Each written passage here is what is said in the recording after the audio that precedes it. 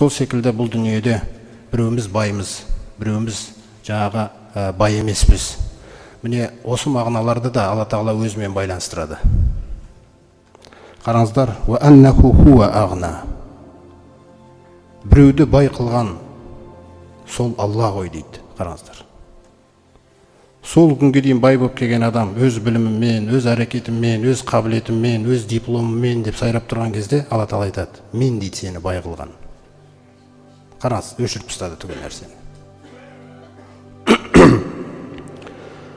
Уа ақна, сондай-ақ біреуді қанағаттандырған, өзіне берілген ризықтың үлесіне қанағаттандырған да ол дейді. Қараңыздар.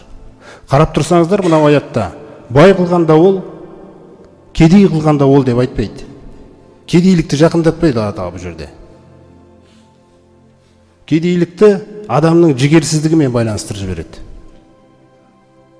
Біреуге артық мал бергенде ол дейді. Біреуге тіршілік қажеттілеріне жеткілікті мал бергенде ол дейді. Қараңыздар. Жеткілікті мал бергенде ол деген мәселені қозғап отырды Алла Тағала.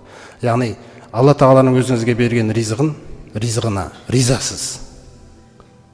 Жетпейді деген сөзді шығармауды үйреткенде ол дейді. Қараңыздар. Жаңағы жетпейді деген сөз. Қанағаттанған адам. Маған осы да жетеді деген.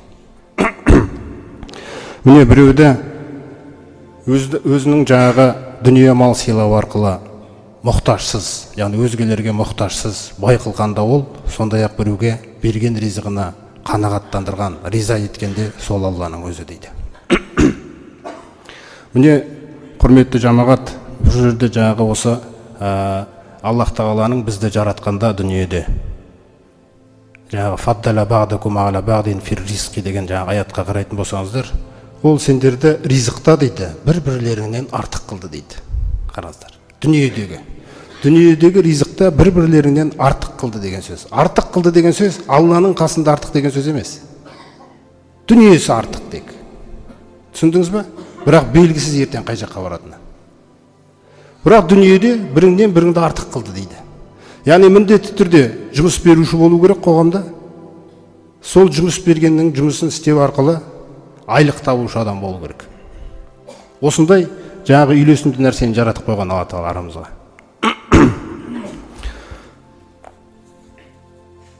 Мысалы, қанағаттану деген сөз, құрметті жамағат, мына Алла Тағаланың өзіңізге жазған жаңағы ризығына ризамын деген жүрегіңіз, ризамын деген иманыңыз осы қанағаттан басталады. Біріншісі. Екіншісі, өзіңізден біреу артық болса малда, ла танзуру иля ман фауқакум дейді. Қараңыздар. Біреу сендерде мал дүниеде күш қуатта артық болып жатса, қарамаңдар дейді оған. Қараңыз қалай емдейді да? Ванзуру иля ман асфала минкум. Бірақ кім сендерден дүние малы, әл қуаты төмендеу болса, соған қара дейді. Неге осы нәрсені үйретеді бізге? Залика аждару алла таздару би ниғматилла.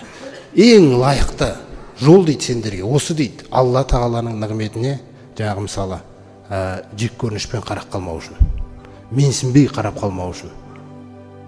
Сондықтан жаңағы міндетті түрде бір үйге шақырылып, ол үйдің дүниесі сіздікінен артық болатса, дереу сол үйден шыққаннан кейін емделіңіз, ауру жұқты. Сізде, әйеліңізде. Дереу барыңызда жағдай өте төмен адамның үйіне кіріп шығыңыз. Сол кезде орныңызға келесіз.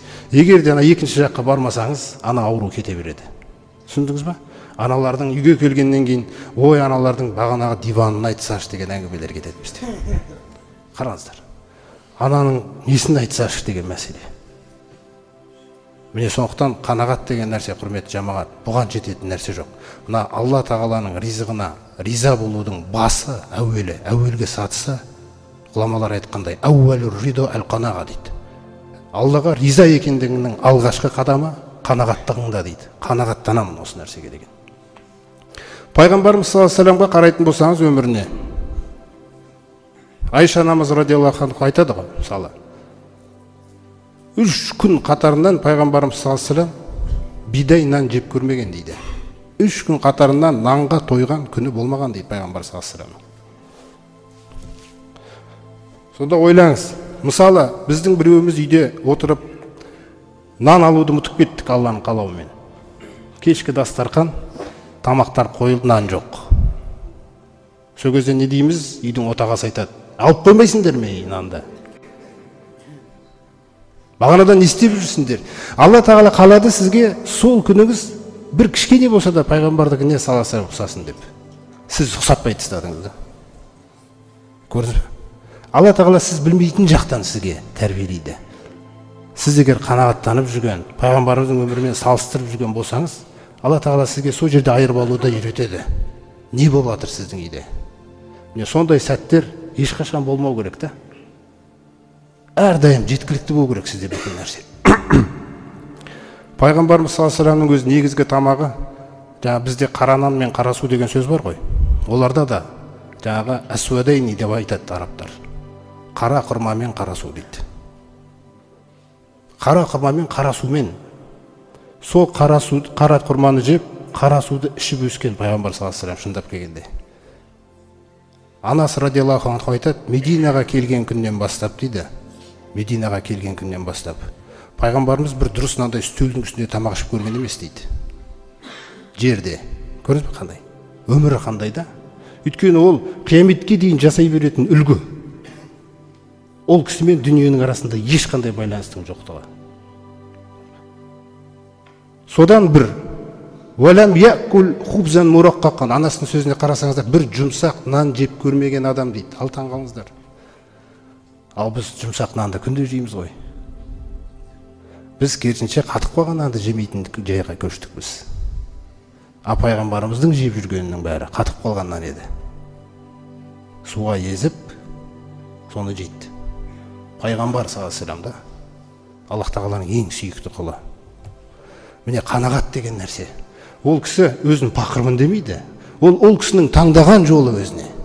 Дүниемен екі арадағы байланысты. Әйтпесе қараңыздар не деп айтады пайғамбарымыз саллаллаху алейхи вассалам. Лаукана ли мислу ухудин захабан. Егер де менде дейді қазір Ухуд тауының көлеміндей алтын болса дейді. Қараңыздаршы. Ухуд тауының көлеміндей алтын болған болса дейді. Лән юсорраны. Жаңағы мен тек қана бір нәрсеге қуанам дейді сол кезде. Не нәрсеге? Алла тамурра алайя саласу лаялин ва инди минху шайун илля шайан арсудуху лидайнин. Қараңыздар. 3 тәулік өткеннен кейін бір алтын қалмайды дейді мен қасымда. Тарып тастаймын дейді. Қараңыз, күші қандай, сенімділік қандай да. 3 тәуліктің ішінде таратып тастаймын дейді. Тек бір кішкене алып қалу мүмкін дейді. Не үшін дегенде? Қарызымды жауып тастау үшін дейді. Сонда түк қалмайды деген сөзді. Көрдіңіз бе? Егер қаласа Аллах тағала қасынан алтын күмістен таулар жүргізіп тастайтын еді ол кісіге. Керек жоқ деді бұл дүние маған. Осы қара құрма мен қара су да жетеді маған деді. Айша анамызға да жаңа үйретуі үйде.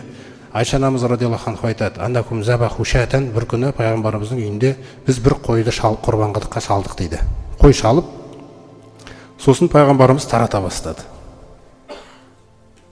Үйінде ешқашан толық бір қойдың еті болмаған дейді, ешқашан. Қараңыздар. Сонда жаңағы қойды тарата бастағаннан кейін Айша анамызға тәрбиелік мақсатта сұрайды. Ма бақия минха я Айша. Ей Айша радиаллаху анха. Қойдың етінен не қалды деген кезде? Қараңыздар. Ма бақия минха илля катифуха. Жаңағына бір жауырыны ғана қалды. Жауырыннан басқасы қалмады. Я Аллахтың елшісі дейді. Сонда сөзді қараңыз, тәрбиені қараңыз. Куллуха бақия дейді. Күллісі қалды, ей Айша дейді. Ақыретті өлшеммен сөйлеп отыр да. Илля катифи, жаңа ғойри катифиха.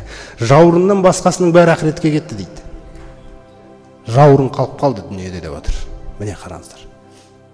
Пайғамбарымыз саллаллаху алейхи вассалам жаңағы айтайық. Ол бір үлкен байлық деген нәрсе емес. Мынандай бір қағиданы үйретеді бізге. Лайсал ғина ан касратил ғаради. Ешқашан байлық дейді. Мына дүние малыңның көбімен өлшенбейді дейді. Валакиннал ғина ғинан нафс. Бірақ та байлық деген жаныңның байлығы дейді. Жанның бай ететін нәрсе ризаман раббым. Түсіндіңіз ба? Үйіңде мүмкін тамақ болмай қала ма? Ризаман раббым. Көрдіңіз ғой?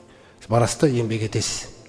Міне сондықтан ислам мына екі қағиданы айтқан кезде бізде мысалы біреулер жігерсіз, еңбексіз болғаннан кейін кейде байларға ренжи береміз.